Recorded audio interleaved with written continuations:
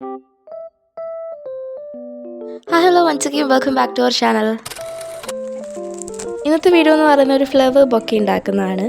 ഭയങ്കര അടിപൊളിയായിട്ടുള്ള രീതിയിലൊന്നും അല്ല, ഒരു പേപ്പർ കൊണ്ട് ഉണ്ടാക്കാൻ പറ്റുന്ന വിധത്തിൽ നമുക്ക് ഫ്ലവർ ബൊക്കെ ഉണ്ടാക്കാം. ഞാൻ യൂസ് ചെയ്യുന്നത് റെഡ് കളർ പേപ്പറാണ്. അതിനെ ഈ രീതിയിൽ കട്ട് ചെയ്തെടുത്തിട്ട് ഈ ഒരു ഷേപ്പിൽ കട്ട് ചെയ്തെടുക്കണം കേട്ടോ.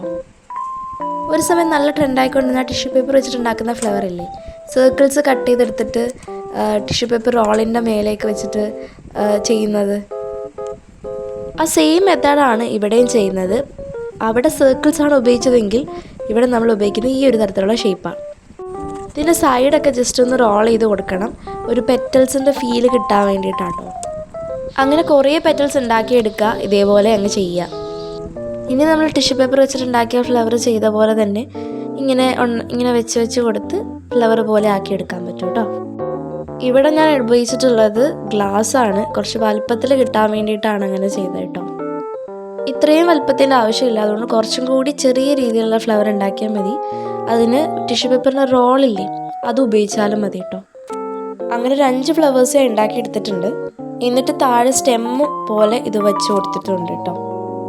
കൂട്ടി ഇങ്ങനെ പിടിക്കുമ്പോൾ നല്ല രസമുണ്ട്. അതിൻ്റെ ബാക്ക്ഗ്രൗണ്ടിൽ കാണുന്ന ആ ഒരു കവർ പോലത്തെ സംഭവമില്ലേ, അതാണ് ഞാൻ ബാക്കിൽ ഇങ്ങനെ ബൊക്കയുടെ ബാക്കിലായിട്ട് വെച്ച് കൊടുക്കുന്നത്.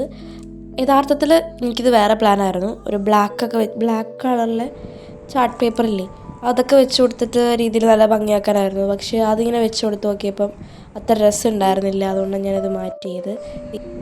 ഇത് ചെയ്തു കഴിഞ്ഞുള്ള അവസ്ഥ ആലോചിക്കാവുന്നല്ലേ ഉള്ളൂ. ഇനി ഇത് വൃത്തിയാക്കിയിട്ടേ പോകാൻ പറ്റുള്ളൂ. അപ്പോൾ ഇതായിരുന്നു എൻ്റെ ഫൈനൽ ലുക്ക്.